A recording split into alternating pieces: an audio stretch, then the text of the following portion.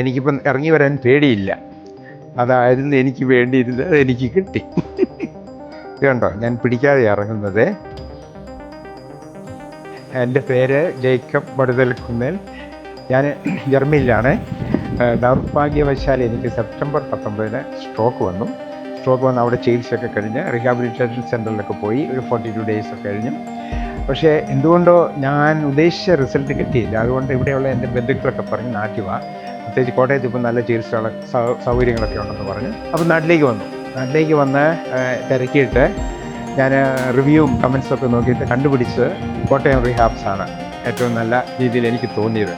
അപ്പം ആദ്യത്തെ ദിവസം വന്നപ്പം കാറിൽ നിന്ന് ഇറങ്ങി എന്നെ ശരിക്കും എൻ്റെ ബന്ധുക്കൾ പിടിച്ചാണ് ഈ ക്ലിനിക്കിലേക്ക് കയറ്റിയത്.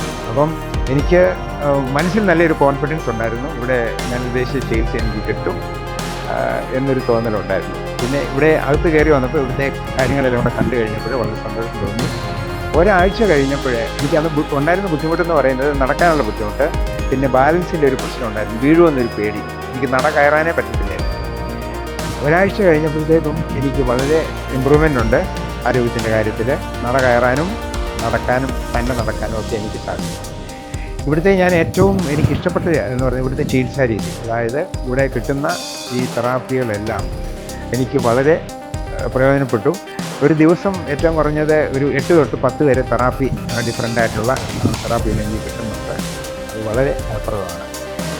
ഇവിടെ ഞാൻ ഉദ്ദേശിച്ചിരുന്ന പക്ഷേ 1 മാസമോ 2 മാസമോ ഒക്കെ ചികിത്സ വേണ്ടി വരും എന്നുള്ളതാണ്. അതിശയമായിട്ട് തോന്നുന്നത് ഈ ഒരാഴ്ച കൊണ്ട് ഞാൻ ഉദ്ദേശിച്ച ഫലം കിട്ടി.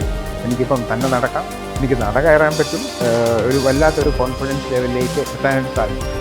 പ്രത്യേകിച്ച് എൻ്റെ ബന്ധുക്കൾക്ക് വളരെ സന്തോഷമായി.